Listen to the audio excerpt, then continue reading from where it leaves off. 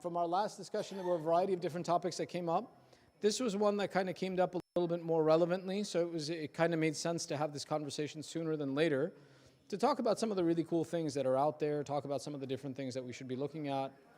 So I'm just waiting for it to load on my phone, then we'll get started with it properly. All right. Ready? أعوذ بالله من الشيطان الرجيم بسم الله الرحمن الرحيم الحمد لله رب العالمين وصلى الله على محمد وأهل بيته الطيبين الطاهرين صلوات على محمد وآل محمد. So welcome to our first in a series of short lessons. This lesson begins with the concept of personal finance and interest. The conversation on this initiated with a question that was asked about the idea that, well, in America, you can't really buy a house without interest. Interest in Islam is haram. And now that there are various other financial options, what does it mean for us? How do we go about this? Now, various Muslim communities have different ways of answering this question. For example, amongst the Ahl Sunnah communities, there are those who, for example, look at the issue of interest, see it as absolutely haram, and they cap the quality of lifestyle that they can have based on what they can execute without interest. So, for example, you may see professionals, high-end professionals, driving very old cars, having apartments as opposed to houses, and it's not because of lack of financial means, but it's lack of interest in falling into interest, or lack of desire to fall into interest, if we were more clear about it. As such, what does our fiqh and madhab tell us about working with interest, and how do we operate with it? How do we make sure that our transactions are clean, and how do we make sure that we fulfill what our responsibilities are? As such, did it go? No? Oh, it's frozen, I think. Hang on a second. Okay. Unfreeze. Hang on. Let me, okay. Technical difficulties. Hold on. Slow down. Here we go. Okay. It was not, now it's on. All right. Ready? Hey, look at that. We got it. The older you get, the more exciting it is when you get technology to work correctly. The younger you are, the more you take it for granted that technology does what you want it to. The older you get, the more happy you are when things work as they're supposed to. So there are a few points that we want to talk about, right? First and foremost, is interest permissible? 2, can I receive interest? 3, can I pay interest? Financial vehicles with or without interest that are available to us now, and general knowledge on loans and finance. Again, I'm not doing this as, let me explain. While I do have a background in finance, and we can talk about long-term and build financial plans together, and I'm happy to do that with you guys, the primary role that I'm executing with you here is not in my role as a financier, but instead as a role as a cleric. So, the solutions that I'm offering you are not individually custom tailored to you, nor are they the most financially savvy options. The idea is to just create a general interest, but if someone has more questions on this, we can always sit down and have more detailed conversations about good vehicles, better vehicles, different operation opportunities, and connect with different members within our larger community that work in finance and provide solutions. So briefly, why I have a background in this is 1, I have money, 2, I'm alive, and 3, no, I spent years working in finance and corporate finance as well too, including orchestrating. I was actually part of the team that orchestrated the bank bailout as part of Bank of New York Mellon. So the trillions of dollars that were involved in the bank bailout back in that day used to sit on my spreadsheets, and I used to kind of do those things. And I got to do some really cool things in finance as well too. So we'll talk more about these. So first and foremost, is interest permissible?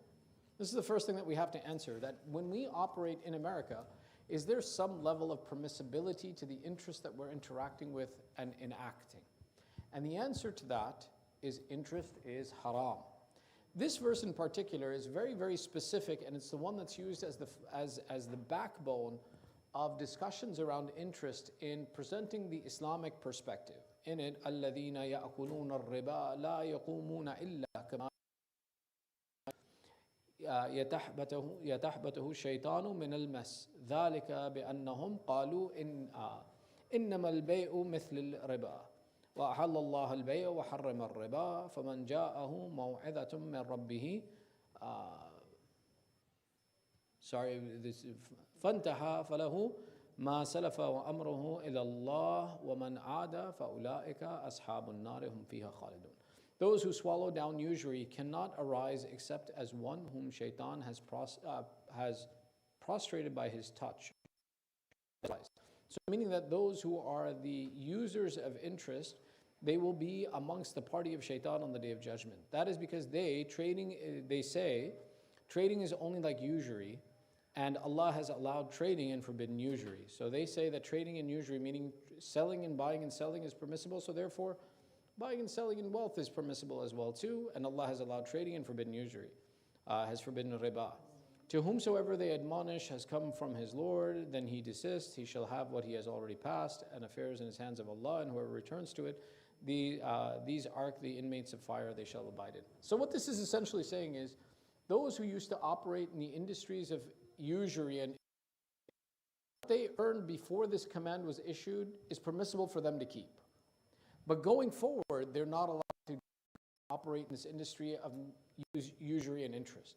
What is usury and interest in the way that Islam discusses it? Islam discusses this on the principle that usury is making money with money.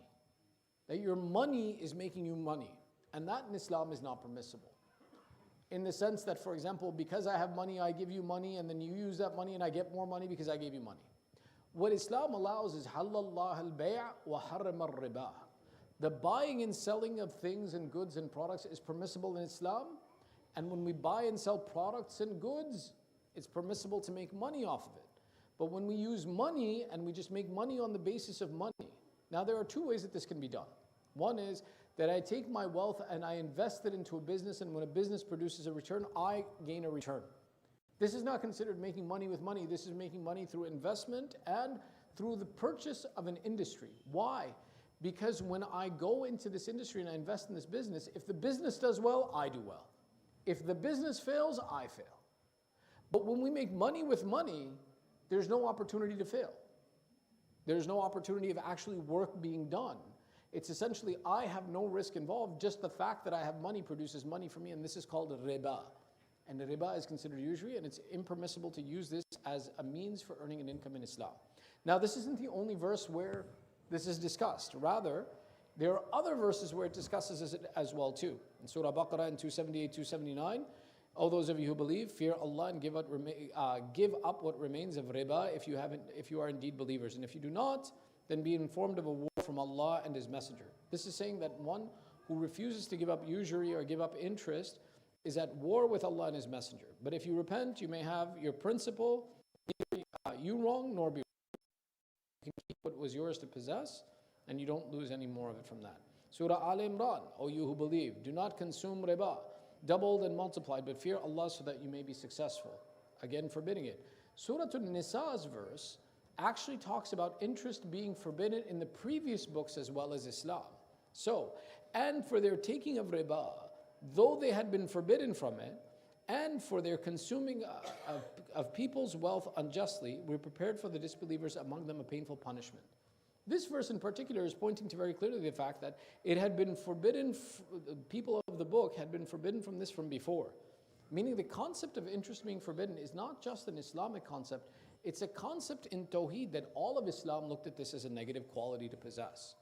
Therefore, whenever we talk about the idea that I'm going to make money on the back of my money, and because I possess wealth, I deserve to have more money, and that interest for my wealth is how I want to make money, I will give you my wealth, and I will take wealth from you because I gave you my wealth, without doing any work, without taking any risk.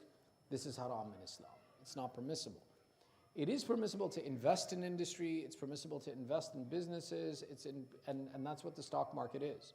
We look at the stock market as, for example, interest that we're earning, because it's a percentage earned every year. But the actual earning of the stock market is actually that you invest in a business. If the business does well, then I earn a return. And which is why we have times when the stock market goes down, because when a business does poorly, I too can do poorly.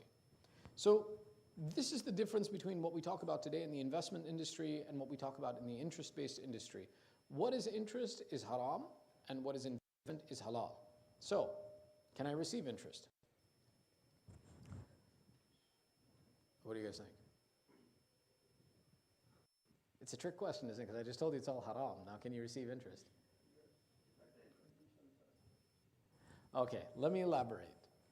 The simple answer is only when dealing with non-Muslims. Let me explain how this works. Interest is haram. transactions that we take with the intention that I'm going to earn interest from it is invalid. However, the underlying loan behind it, the underlying transaction behind it is valid. So one of the opinions, and this is an opinion that exists within fiqh and some fuqaha, is that if I put an invalid clause in the contract, the entire contract is batil, the transaction is void. There's no real transaction that exists. Other fuqaha, including Sayyid Sistani, point to the principle that no, the transaction is still valid, but the clause about interest is invalid. The additional funds that are gained, that for example, let's say, me and Akbar decided to do a contract. Akbar needs 10 grand to buy a car. He's going to buy an old Lexus Legend. Those are pretty cool cars. And he wants 10 grand to buy the car. Or an Acura Legend, not a Lexus Legend, Acura Legend. The Legends are amazing, by the way. Anyway, you want to buy a Legend and you want 10 grand to buy it and fix it up. Then I say, okay, fine, Akbar, I'm going to give you $10,000, but in 2 years you have to give me $12,000. This is an interest-based loan. If you agree with that loan, first off, the contract for the $10,000 is valid. So you can't say, you take my money, you say, contract was valid, thanks for the money, bye. The contract is valid, the additional interest is haram. Tomorrow, when you give me my $10,000 back, that $10,000 is clean and pure and I can use that money. The additional $2,000 you give me, which is on the basis of a haram arrangement, that $2,000 is not just haram for you to give me, which is haram on you, but even for me to spend that money is haram. It's not a halal income.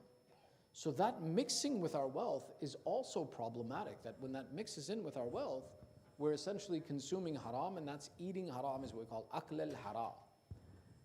The understanding with this is that when working with non-Muslims, our contracts with them are valid, but receiving interest from them is not on the basis that they're giving us interest.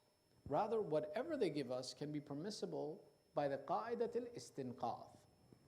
So now, first and foremost, it is haram for me to do interest-based business. That's true. I live in a society and a culture that operates on interest-based business. Does that mean that I cannot work with the society as it exists? I can work with the society as it exists. I can even take advantage of the resources that they offer me, but not on the basis that I'm doing interest-based transactions, but on the basis that one of the qaida, there's a qaida called istinqadh, that essentially says rescuing wealth from the hands of a disbeliever. Qaidat al-istinqadh is used in a variety of different aspects. In this particular rule, the way it works is that a non-Muslim comes into possession of property through a variety of illicit means. And the true possession of wealth sits in the hands of the imam and the imam's authority and legitimate business Islamic transactions. In the absence of that, someone who doesn't believe in the imam or the authority of the imam comes upon an amount of wealth, whether through whatever means. It's outside of the prelude and it's outside of the authority of the imam, and therefore I can, if he offers it to me, accept it even if the transaction on the basis of which he's giving me is invalid. Whatever reason he wants to give me wealth, I can take it from him. As long as it's not stolen or haram openly, that he's stealing from Akbar and handing me money, then I don't take that. This qaidat al-istinqadh essentially says that if somebody wants to offer you wealth, you can take it from them as long as they're not a Muslim. Not only is it permissible that I can take this wealth from them, I'm allowed to be selective in the process that if, for example, there are 8 different banks, and one of these banks is offering me a better rate and they're offering me more money than anybody else, I'm even allowed to take that rate and they can give me whatever they want, and it's my right to be able to choose whichever one I want. So it's not to say that, for example, because I don't believe in interest, that, okay, fine, there are 8 banks competing for my business, I say, no, I'm not going to pay attention to the interest rates you give me, I'm just going to go eeny, meeny, miny, mo and pick one. No, I can actually be selective on the basis of what additional amount of wealth they're willing to offer me. But it's not with the principle of saying that it's the agreement of interest. The same way, to demand it and say that I want you, I insist on you paying me interest, would make the transaction batil, because the transaction of interest is unpermissible. But if without demanding, there are banks competing for my business and they're offering me this wealth, I can take it, it's allowed. And the wealth in this situation is permissible and allowed to use. Now, in the case that I'm operating in a Muslim country, which we're not, and I'm operating with a Muslim bank, which you're not, the rules change a little bit. The rules in that if it's a Muslim and he's willing to interest, there are sometimes some maraja who say that you can take that And others who say, no, you can take some of it, and some of it you have to give in charity to cleanse the money because it's coming from an impermissible source. Since it's not relevant to our conversation, there's no point in going to the details of that aspect of what happens in a Muslim country. If that's relevant to somebody, we can have that conversation. But essentially in America, when it comes to taking interest, because of qa'idat al-istinqadh, whatever reason somebody wants to give me money, I'm allowed to take it from them because the ownership of that wealth is questionable, right? Here's where the ruling exists in English. So if you look, the book is called The Code of Practice for Muslims in the West. This is a book written on the rulings of Sayyid Sistani for those who live in Western countries. So, question, in the West, it is possible for a person to open a variety of current accounts with high or low interest rates equally without any difficulty in both cases. Is it permissible to open accounts with high interest rates with the understanding that the person will not demand the interest if the bank denies it to him? Meaning, bashart, that I'm not asking for interest, but if I'm offered interest, can I take it? 2, if it is not permissible, is there a solution that would allow them to open such an account knowing well that they, in their heart, are seeking the best interest rate? The answer to this question, per Sayyid Sistani, they are allowed to open the account in the bank, and it is also permissible for them to deposit in it with the condition of earning the interest if the bank is financed by a non-Muslim government or people.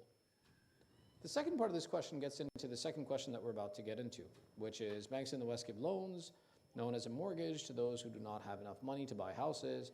This is to be paid back in weekly or monthly installments with a high rate of interest. Is a Muslim allowed to use this facility? If it is not permissible, is there a solution in your view for someone who claims that he needs a mortgage but to buy his own residential house and does not possess it? Okay. Right? Let's talk about this. We can either lock ourselves out of certain financial institution and opportunities because why? They're based on interest and charging us interest. Or 2, is there an acceptable by which I can operate and someone asks me for interest and I can pay? So, not as interest, but protection from harm is the rule by which it's possible to pay interest. Let me explain what I mean by that. In Western countries, loans are necessary to survive, meaning the entire system of American capitalism is based on the concept of debt. And that debt is a way to be able to operate and to buy and sell and to live in this country, and otherwise it's not possible. We can enter into agreements to take funds from the bank, not with the stipulation of paying interest, or the interest is eligible in that agreement. This goes back to that concept. The contract is valid. I took a loan. I have an obligation to pay that loan. But the interest is forbidden, I have to follow or that I'm responsible for. The rest of the agreement has to be executed. Tomorrow, if there was no consequence or harm to me, and I borrowed, pay the money back to the bank. Now some fuqaha have come and said that no, the entire contract is invalid. And the principle that applies in this situation is that I'm taking money without the intention of ever returning it. The reason that, for example, this isn't the universal answer or the only answer. Why? Because one of the attributes of a believer is he's a sadiq al-amin. That institution is making the principle that their loan will be repaid. And as a Muslim, I'm not disagreeing with the fact that when you take money with the condition to repay it, that you'll repay the money. It's one of the valid responsibilities that we possess. But what we disagree with, that's what we would avoid given the opportunity. Meaning when I take a loan, I'm a responsible person, I'm trustworthy. I should be believed that I'm given something, I repay it, I give the full responsibility back. The exception is that I don't want to pay you interest, and given the opportunity, I wouldn't pay you interest. I would return your wealth to you as quickly as possible. Which is why, financially speaking, how loans are structured in Islamic countries that follow these principles are very different than the way loans and debt is structured in Western countries. And the interesting part is this actually changes some of the fiqh that we come in contact with. Let me give you an example. In Islam, if I have a loan on me, Hajj is not wajib on me until I pay off the loan. This is one of the principles that istita'a for Hajj, having the ability to perform Hajj, is reliant on the fact that I do not have any debt. However, today, anybody who goes to Hajj has a mortgage, has a car payment, has credit card bills, and yet they still go to Hajj. The reason is that the structure of debt is different. In an Islamic system, a debt is a responsibility that once I have it on, my primary obligation is to pay off that debt before I do anything else. Which is why a loan, typically in an Islamic country, doesn't last for 30 years. You wouldn't do that. Why? Because there's no benefit in you holding my wealth for a period of 30 years. My benefit in giving you a loan is to assist you, and your responsibility is to pay it back to me. But in the Western system, where the loan is a vehicle for earning income off of interest, it is a structured payment system. The loan issuer doesn't want you to give him his money back quickly. As a matter of fact, if you take a look and you see, if you buy a car and you do financing through them, which they want you to do, they want you to keep that financing for a minimum of 1 year because they don't get paid unless if you keep it for 1 year, because that's how they make their money off of the interest. If you take a look at a mortgage for a house, the structure of a mortgage for a house, because they knew you could pay off your mortgage faster than you're required to, they designed it that the first thing you pay in the mortgage is just the interest. They calculate out the total value of interest of the loan, and they want you to pay that immediately before you pay the principal, so that even if you paid it off quickly, you couldn't pay it off quickly. Because the process of loaning money is entirely for earning an income, and if I don't earn an income, there's no benefit for me giving you that loan. So which is why the structure of loans is completely different in how it's done in an Islamic environment and a Western environment. And which is why, in a Western environment, when we talk about istita'a, the ability to go to Hajj, to have the resources to go to Hajj, we don't look at the fact that do you have loans, and if you have loans, you shouldn't go to Hajj. We look at the fact, do I have the ability to maintain my structured payments? And if I have the ability to maintain my structured payments, then it can become possible for me to be obligated to go to Hajj. So for example, I don't have to look and see, I have a $500,000 house. Until I can pay off my $500,000 house, Hajj isn't wajib on me. No, the discussion is more so my $3,000 a month payment. Can I make that through the entire process of Hajj? If I can, then Hajj becomes obligatory upon me. So again, that statement, it can be a loan without interest or an agreement with no return. The agreement with no return is the concept that I look at what the bank is giving me as a gift, and I take it and I wouldn't give it back to them given the opportunity. Most of our fuqaha don't agree with this, or this isn't how we look at it. It is one of the legitimate ways of looking at it, but in the process of being trustworthy amongst non-Muslims, we wouldn't look at it this way. So, and again, what can I use this loan for? Is there any restriction that I can take a loan or I can't take a loan? No, I can use it for cars, houses, my second house, my third house, my 8th cell phone. You can do anything you want with the loan. There's no restriction to say that only certain things can be used for a loan. We still always pay back the principal and the interest, but not because we agree with the clause, but because of qa'idat dafi dharar. Dafi dharar means I can protect myself from harm. The harm that comes to me by not repaying a loan is they take everything away from me. Today, if let's say I took a mortgage out and I paid the entire principal without paying an ounce of interest, they would still seize my property. They would take away my wealth. They would also go through the process of destroying my character. What's my character that they destroy? My credit report. They would destroy my credibility. I can preserve my credibility, my credit report, my standing in society by paying them the interest with the intention that I'm protecting myself from the harm of avoiding this payment. So any type of harm that comes to us, whether it's through our character, our personality, through our property being taken back from us, when we pay them that interest, they would cause me harm if I didn't give them this wealth. If tomorrow the entire financial system collapses, the entire government collapses, everything collapses, I would still look at it as a Muslim that if I took a loan from a person, I repay that loan, but I wouldn't give him the interest on that loan. Why? Because it's my obligation that if I'm honest and trustworthy, that I pay back the value that I've taken from somebody, but not what is haram for me to be in ownership of. About financial vehicles without interest. One of the cool things is as the Muslim community matures in America, more and more financial vehicles are being developed where we don't have to go through interest-bearing structures. If I can find a situation where it's not an interest-bearing structure, is it wajib upon me to utilize that tool? Now, a few of them. One is called mudharaba, which is called profit sharing, where I take your money, invest it into something, and it produces money, and then we share in that. Wadi'a is investing on the owner's behalf that, for example, you give me a gift of an amount of money, and if I can make something with it, I give it back to you.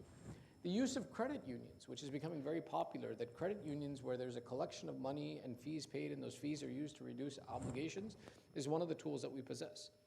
Murabaha is cost ownership. So for example, I buy the house on your behalf, and you agree to pay me more money for the house than what you bought it for or what I bought it for, with the benefit of the fact that I will give you time to pay it. So for example, it's saying it like this. What I think they use nowadays, they use layaway, right? Where you buy something at a particular price and you put it on the side and eventually you pay it off. The same way, I will buy this house now for $500,000.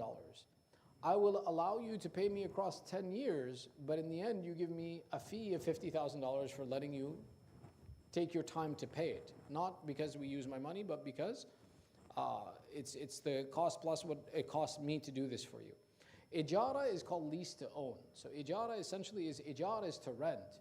Rent with the intention of buying, that I keep renting it from you and I pay you a little bit extra until eventually ownership transfers, which is similar to musharaka, that we buy it together, that both of our names are on the paperwork, and as you pay me, you reduce my equity, increase your equity. And Sharia compliant investing firms. All of these are now financial vehicles that we can utilize to buy houses, buy cars, buy property, businesses, take loans. Is it wajib on me to use these? No, it's not. It's not wajib at all. You don't have to elect a Muslim option. Even if that Muslim option becomes financially viable for you, meaning I can afford it. For example, I'm going for a house. Let's talk about during COVID. The interest rate was 3% to buy a house. A Muslim financial option is offering me this with the equivalent of me paying fees that are the equivalent of, let's say, 6% or 8%. I don't have to elect that Muslim option. I can elect the traditional financial tool that's available in the West. Why? Because at the end of the day, I'm looking at the loan on the functionality that I'm taking a loan. The interest for me is haram, that tomorrow, if I don't have to pay the interest, I win. So normal financing always becomes an option. It's always something available to us because we don't believe in the validity of the clauses of interest. There's a few options that actually our own communities are developing. One of them is called the Jafriya Credit Union, which is actually a Shia-run organization out of Houston, where they developed a credit union where a bunch of people buy in and pay the credit union fees. The wealth that's collected by the credit union fee is used to refinance high interest debt for community members. So for example, kids or people who are going through high interest debt, they can join the credit union and the credit union pays off the high loan and they pay back at 0% interest rate, and they create this cycle of creating wealth in the community. Another one that's made by our own Shia community is called Sharia Portfolio. Sharia Portfolio is an investment vehicle. They do ETFs and investment accounts and building out funds. And these funds actually are really cool because they're outperforming the S&P 500 and the indexes that exist on the market. And you can actually earn a better return with them. And what they do is they ensure that none of the investments are more impermissible vehicles. Now, I had put the video in here. I don't know if it's going to play. I don't think the video is going to play. There's a video in there. I don't think it's going to play. I don't know. But basically, Jafriya Credit Union is regional. Ooh, is it going to play? Let me see. Does it do anything? Nope, didn't do it. Never mind. Okay. Anyway, Jafriya Credit Union, what's really cool about it is that it started out of Houston. And the gentleman who built it, he built the program to run behind it on his free time, where essentially it takes in money that people are paying in, consolidates the fees that they're paying in, and then you can make applications against the total value of fees that you have to pay off somebody's high interest loan. And the highest interest loan application that they receive, they pay off on behalf of the members. It's restrictive though, so that only our community can benefit from it, that not everybody can get access to it. Otherwise, what would stop Jorge, for lack of a better example, from using the Shia Credit Union? The ability to apply to the credit union relies on the fact that one of your family members is already a member of the credit union. Then you can get access to the credit union. But what they're offering is that different Shia communities around the country where there are no relatives, if the community itself wants to, people from amongst the community can step up, adopt the model and all of the software and information, and establish a branch of this credit union in their own community so their own community can access this. And what it does is it helps the youth in the next generation get out of financial debt, get out of interest-bearing debt, and move to a process where it's interest-free.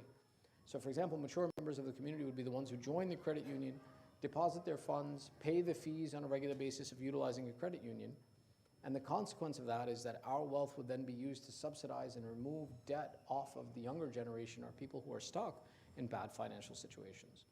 The finish of this is just general knowledge. Educate yourselves and your families. Many of our communities, many of our families coming from, for example, Muslim-based countries have no experience in working with interest, have no experience in working with debt.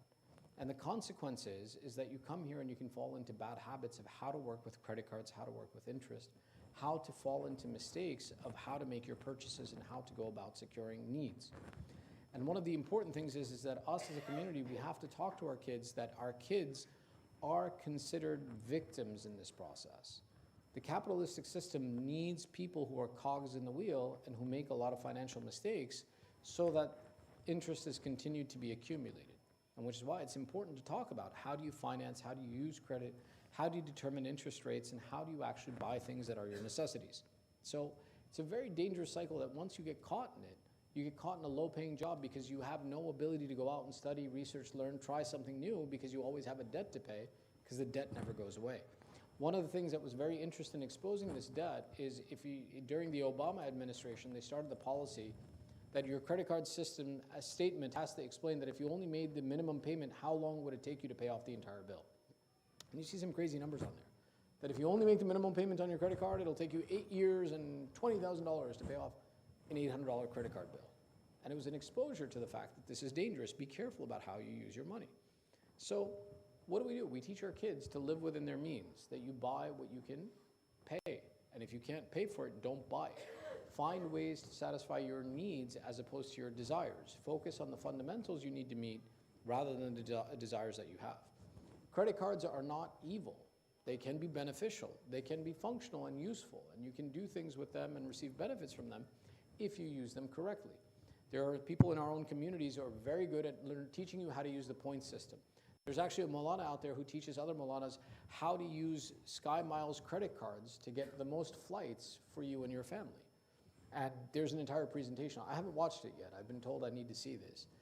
But essentially teaching you to find the airline that's most convenient for you, find the credit card system and the most appropriate time where they give you the information, whether it's Southwest, United, American, and you can actually make these things beneficial for yourself. Same way, there are credit cards that actually give you cash back that reduce the cost of your purchase.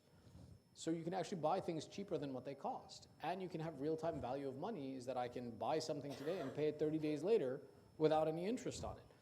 Utilizing credit cards is not horrible. We don't want to tell our kids don't use credit cards at all. No, we want to educate them how to use a credit card, and which is why you live within your means.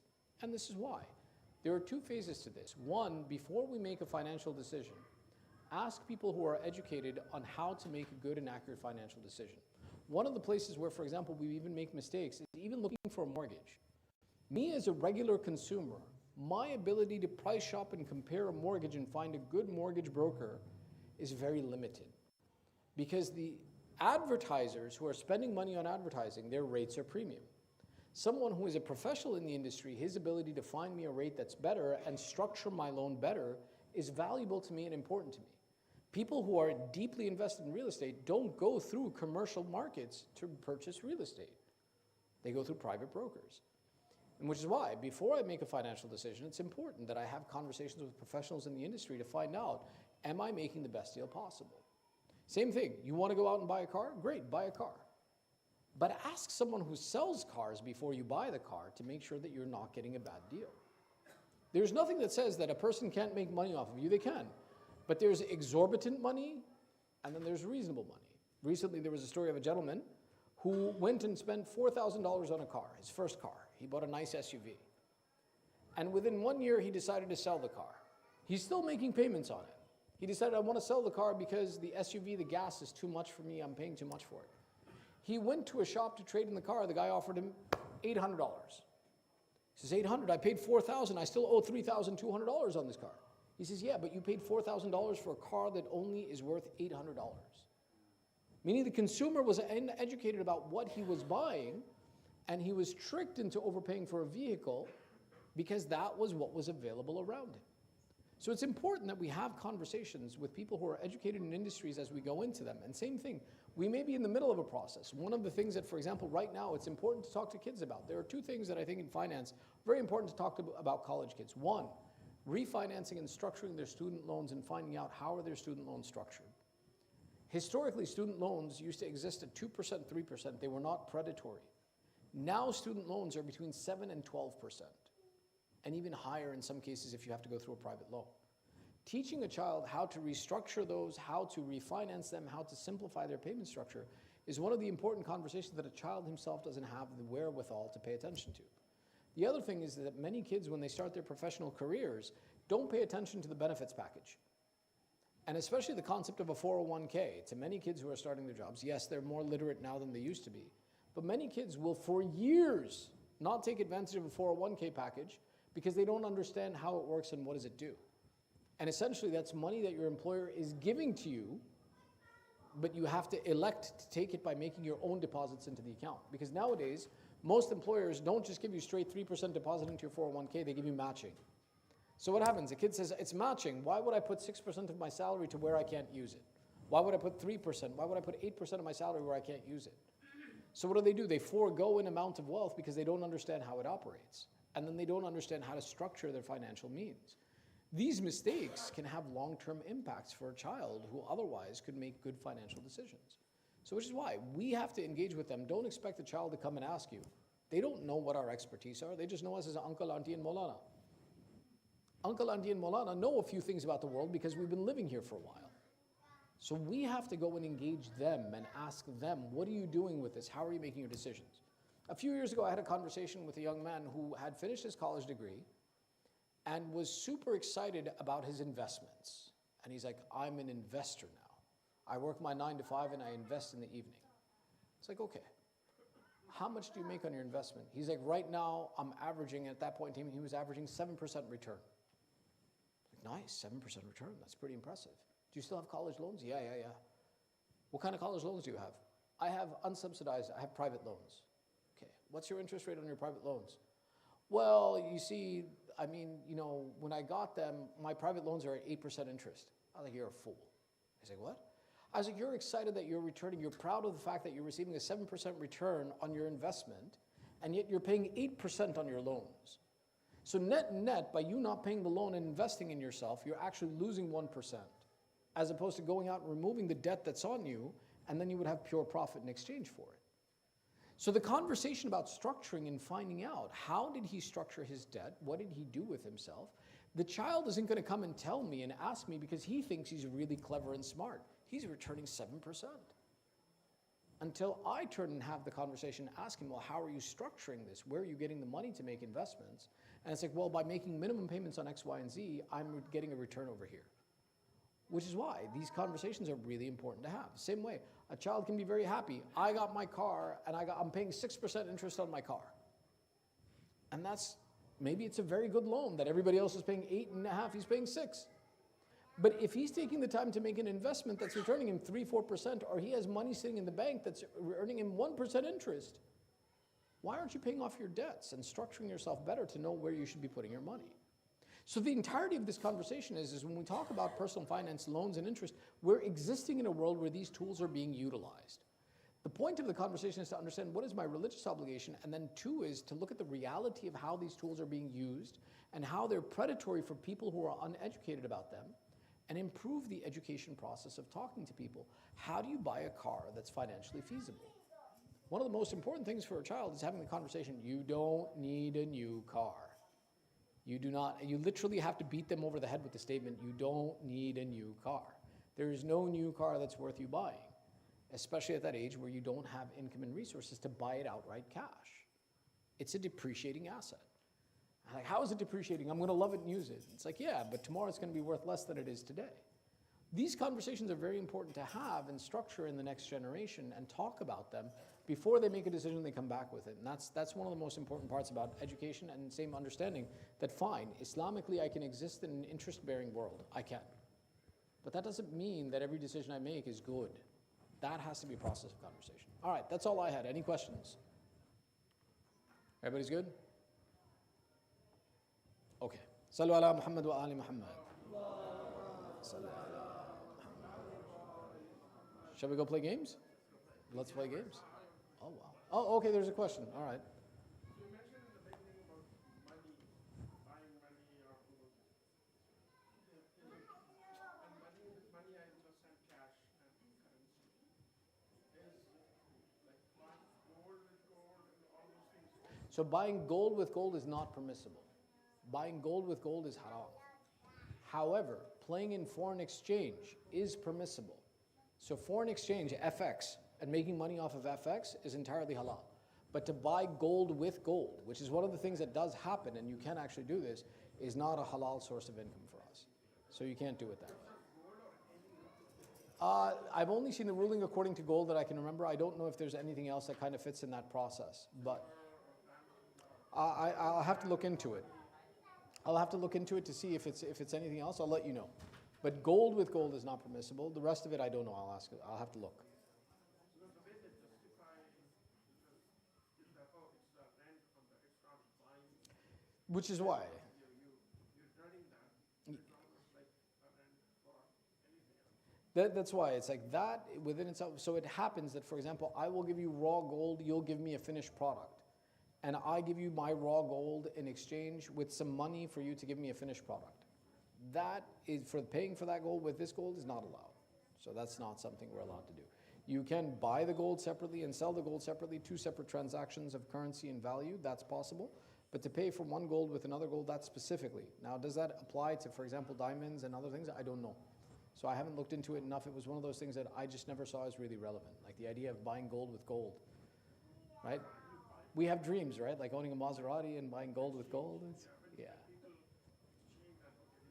But foreign exchange is permissible. So one of the other questions, it's a good point, is that buying one currency with another currency and making money off of that process. So people do this where, for example, I'll buy a currency at X value today and I'll sell you this currency at X value tomorrow. That's halal. You're allowed to use that. And that is permissible to make money off of FX and it's still a very lucrative market with the volatility of countries and things like that, but that is allowed.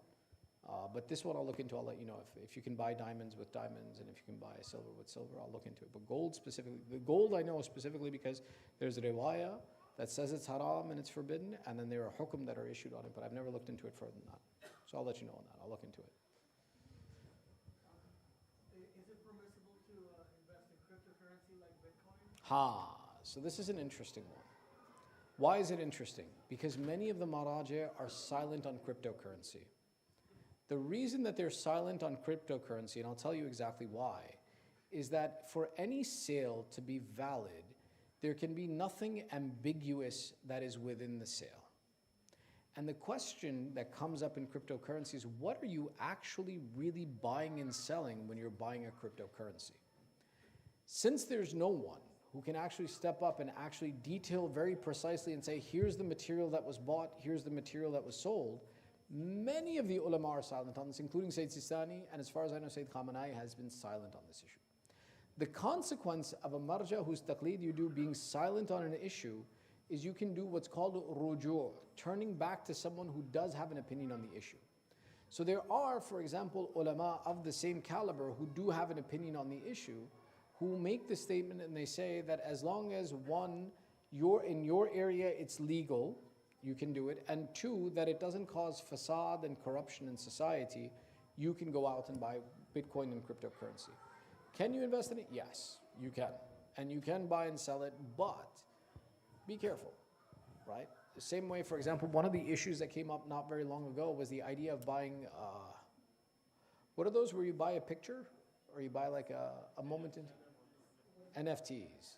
NFTs, right? A little while ago, everybody was all about the NFTs. What are they worth now? Not even pennies. It's worthless. It's completely worthless. Yes, cryptocurrency has been around much longer than an NFT, but at the end of the day, if you can't identify the value you're actually creating, how safe is that value? And just be careful with it, that's all.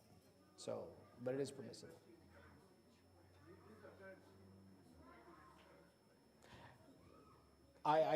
Again, so that's it, right? I had the opportunity to go answer questions on this and I chose not to. Even though I've researched it, I understand what the bit chain is, what the chain is, and what the work is, and everything that happens on it. I understand that. I don't want to be responsible to answer questions on this because I can't be sure that the information I'm being given is real. I can't validate the information because I can't go see it myself. I can only be told about a theory and try and apply the theory. Until I can see a product, I don't want to take and so which is why there are, and that's it. If somebody wants to step forward and go and take this responsibility, You may have the ability to convince them that this is the actual way that this operates, but I'll tell you the truth. Explaining the theory and showing it in practicality, you have to be able to show this in practicality of what's being done and what's the value that's being created. That's really hard to do. That's really hard to do, and especially in crypto, it's not easy. So it's dangerous to get into. So just be careful, right? Islam's system of buying and selling always said nothing can be ambiguous in the process of buying and selling. If there is any ambiguity, the contract is invalid, which is why when we recite someone's nikah, we recite it like 5, 6, 7 times. Is that there's no ambiguity. This is one sucker, that's the other sucker. There's no confusion here. I've been married, I am married, right? So I know. But there can be no ambiguity. Trust me saying this is not going to stop them from wanting to get married.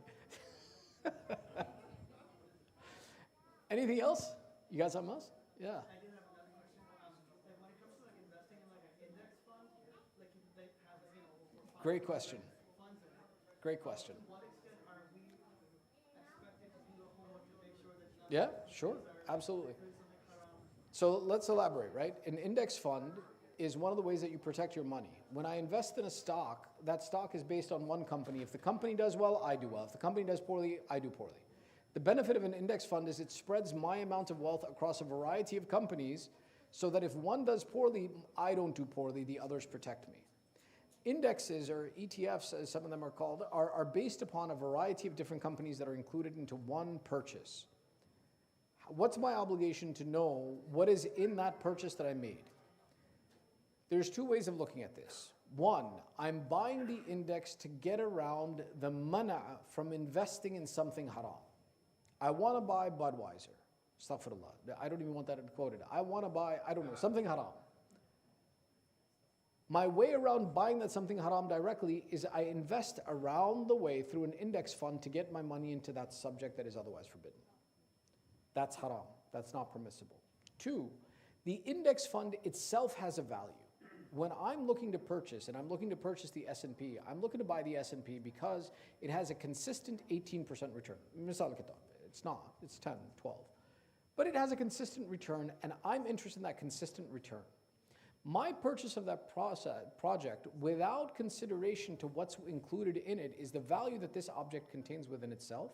And as long as it's spread across a variety of different things, and it's not called the guns and alcohol index, I can purchase it. So if the index itself is founded on the principle of promoting, for example, guns and alcohol, I can't buy that no matter what. But if the fund index is just, this is a market index. This is an index of, for example, companies that don't hold for, and there is one that's a market, or an index of companies in the market that do not hold oil reserves. Or a market, or an index in the market of companies that operate without crypto, for example. And I want to invest in that. I don't need to look further than to see what's in that process because my interest in the product is not associated with something haram and it's okay for me to invest in it. So technically, if I want to just look at an index fund, I can go look at the S&P 500 and buy it, even though in spite of the fact that I know the S&P has some things in it which are impermissible. They're minuscule in process and it's not the purpose of my purchase and my value created is not on that basis. So it's allowed. So it simplifies the process. However, what's really cool is right now, Sharia-based investing is outproducing the market as a whole. So Sharia-based investing is actually lucrative because you will earn a better return on the Sharia-based marketing, Sharia-based index fund than you will on the market index fund. Why? I don't know. But that's actually what's happening right now, and it's a great place to be. So Sharia portfolio in particular, the president is someone who I've met at many masjids, Ali Raza Walji, really nice guy. His aggressive funded Sharia portfolio outperformed and produced 130% return last year alone. So meaning that Sharia-based investing is actually producing really good results and it's something lucrative to look into. So don't go into index funds if you don't have to. You can go into and looking at what our Shia market is producing and it's actually producing really well. It's very interesting. Anyone else? We're good?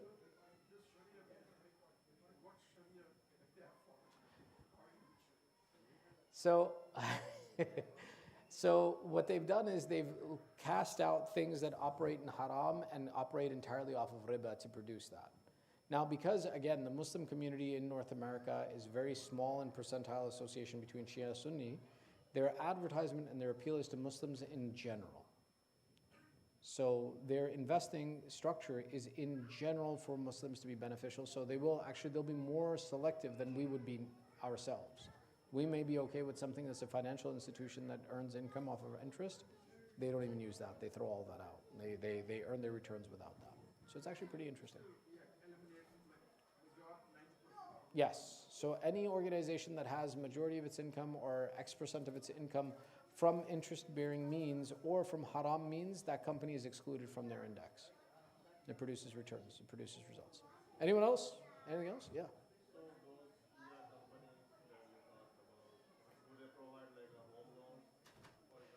So some of them do, but again, right now, Sharia-based mortgage loans and financing and things like that for housing purchases is not really lucrative. It's actually, it'll cost you more. And Shar'an, you don't have the obligation to use it. You can use a regular loan structure, and that's fine. So right now, I don't really recommend those. Why? Because it's going to charge you much more money to be able to operate and much higher investment risk, because they're afraid of what will happen if you take their money and run away with it, so they charge you more. So traditional mortgage means are actually right now much more feasible to purchase, especially if they're not haram for you to use. So it's better. They're much more selective because, again, right, the consequence is if I don't have traditional financial systems to control you, my money is at greater risk with you than with somebody else. So even if I trust you as a Muslim, I need to indemnify my risk, and therefore I'm going to rack it up somewhere else to make sure that I don't take a loss. So it's still a little not lucrative. It's still a little difficult. Anyone else? All right. Walhamdulillahi Rabbil Alameen. Allahumma salli ala Muhammad wa ali Muhammad. Ready? Did it turn off? No. There we go. All right.